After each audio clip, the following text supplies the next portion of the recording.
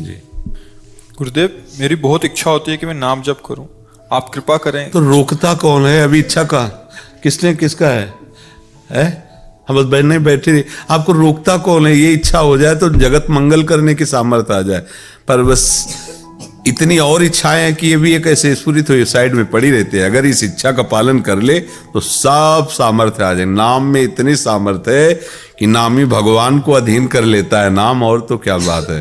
बस रटते रहो राधा राधा राधा राधा, राधा वल्लभ श्री हरिवंश, राधा वल्लभ श्री हरिवंश।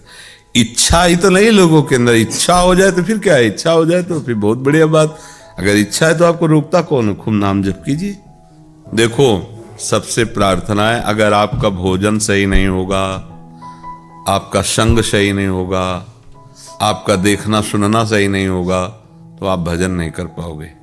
आप गंदी बातें देखोगे, संसारिक नौटंकी नाटक देखोगे, संसारिक व्यक्तियों के पास बैठना ही पड़ेगा, क्योंकि संसार में हो। खान पान गंदा है तो भजन कैसे होगा, आप बताओ। अगर आपका खान पान पवित्र नहीं तो विचारे पवित्र नहीं होंगे। आपका संग पवित्र नहीं तो आपका आचरण पवित्र नहीं। आपका देखना सुनना पवित्र नहीं तो आप गंदी बातें मत देखो। गंदे लोगों का संग करने से बचो, गंदा भोजन करने से बचो, तो आपकी बुद्धि शुद्ध रहेगी, फिर आप भजन कर सकते हो। अब गंदे आहार बहुत गंदी तरह से बनते हैं। आप अपने घर में नमक रोटी बना खा लो, ये पिज्जा और क्या बर्गर दो क्या क्या कहते हैं इनका। हम तो अपने सब निजी जनों को आदेश किए कि पहले 1 वर्ष बाजार का कुछ नहीं खाना, सूखी चीज लाओ अपने घर में बनाओ, भोग लगाओ, श्री जी को पाओ, तो फिर धीरे धीरे धीरे इसको बढ़ाते हुए इसको छोड़ दो। बाजार से बनी हुई वस्तुएं देखो, अगर भजन करना है तो। अब आपको सामने ठेलिया पे दिखाई दे रहे गोलगप्पे, बढ़िया पानी, ये चाट वो चाट, बढ़िया साफ, लेकिन उसका निर्माण कैसे हुआ है उन लोगों को ये थोड़ी ज्ञान पवित्रता क्या है, पवित्रता क्या, कैसे तो आपकी बुद्धि कैसे पवित्र रहेगी। आजकल प्रायः जो लोग हैं प्याज लहसुन अंडा मांस इसको कुछ बुरा नहीं मानने लगे हैं। ऐसा मतलब मानसिकता हो गई कि अब आप भोजनालय में देखो तो उसी भोजनालय में 2 विभाग हो गए, एक शाकाहारी एक मांसाहारी। अब बोलो क्या उसमें पवित्रता होगी? तुम्हें जरूर शाकाहारी कह के परसा जा रहा है, लेकिन वो सब अपवित्र ही है। तो भोजन अगर शुद्ध नहीं होगा, आपका संग का प्रभाव पड़ता है। जैसा संग करोगे वैसे रंग चढ़ेगा।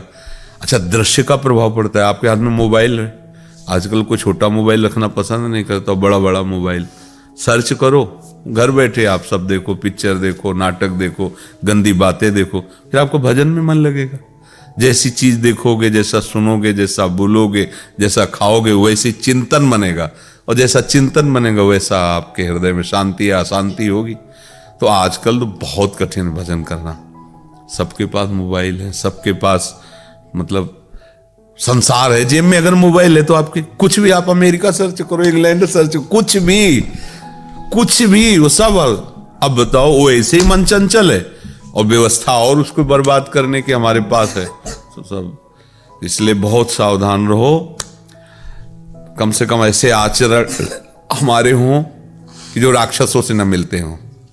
माता पिता का आदर करना, बड़े बूढ़ों का सम्मान करते हुए घर गृहस्थी में जैसे हो ना, अच्छा भोजन पाना, अच्छे विचार, खूब नाम जप करो, स्वस्थ रहो शरीर से भी और मन से भी। अच्छा व्यवहार नहीं होगा तो जैसे गंदे लोग आचरण करते हैं ना, वो जमा होता रहता मन में, और एक दिन मन इतना बेकार हो जाता है, उसी को कहते हैं डिप्रेशन। अब बेकार कर, मन ने ही उसको बेकार कर। जिस मन के साथ में गंदगी उसने बटोरी, वही मन अब उसको जब तक जिएगा तब तक परेशानी। भय, बेमतलब की कल्पनात्मक भय, इतना वो डिप्रेशन में हो जाता है कि उसको लगता है कि शरीर को नष्ट कर दें। ये वही मन है जिसका तुमने साथ दिया, आज तुम्हारा वो नाश करने के लिए तैयार हो गया। तो ऐसा ना सोचो कि अगर हम गंदी बातें देखेंगे, गंदे आचरण करेंगे, गंदा संग करेंगे तो हमारा क्या बिगड़ जाएगा।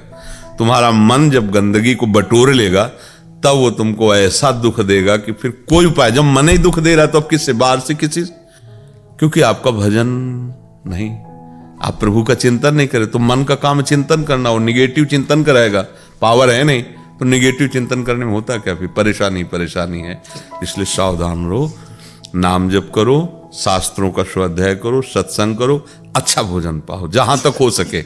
पवित्र भोजन पाओ, लोगों के साथ ऐसे व्यवहार करो जो अच्छा व्यवहार हो, गंदा व्यवहार मत करो। ये जो गंदगी की सब बातें हैं, नहीं, एक धर्म से चलोगे तो धर्म तुम्हारी रक्षा कर लेगा, और जो धर्म से नहीं चलता हो अंतिम परिणाम में, कुछ समय के लिए तो छूट है, आप कर लो पाप, कुछ नहीं बिगड़ेगा कुछ समय तक, क्योंकि आपको अवसर दिया गया। और जब उस फसल की आपको अन्न राशि मिलेगी तब तुम्हारे होश खराब हो जाएंगे। जो पाप बोया ना, और जब वो काटने का समय आएगा तब आप असमर्थ होंगे, फिर भोगना ही पड़ेगा। अवश्य में वो भोगतव्यम।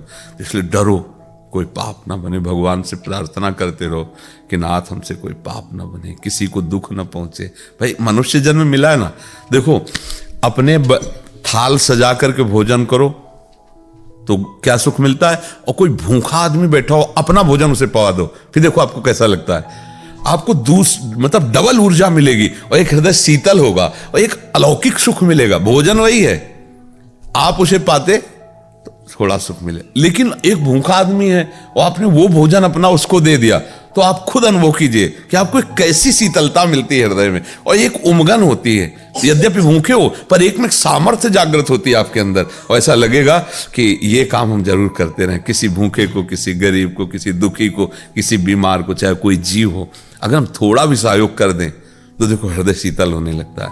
और अगर हम किसी की थाली छीन ली है, किसी को दुख दिया है, किसी की हिंसा की, तो हृदय जलेगा और वो भोगना पड़ेगा। आज हमें समझ में नहीं आता, जब परिणाम आएगा। तो इसलिए परिणाम का विचार करो और बुरे कर्म मत करो, बुरे लोगों का संग मत करो, नाम जप करो।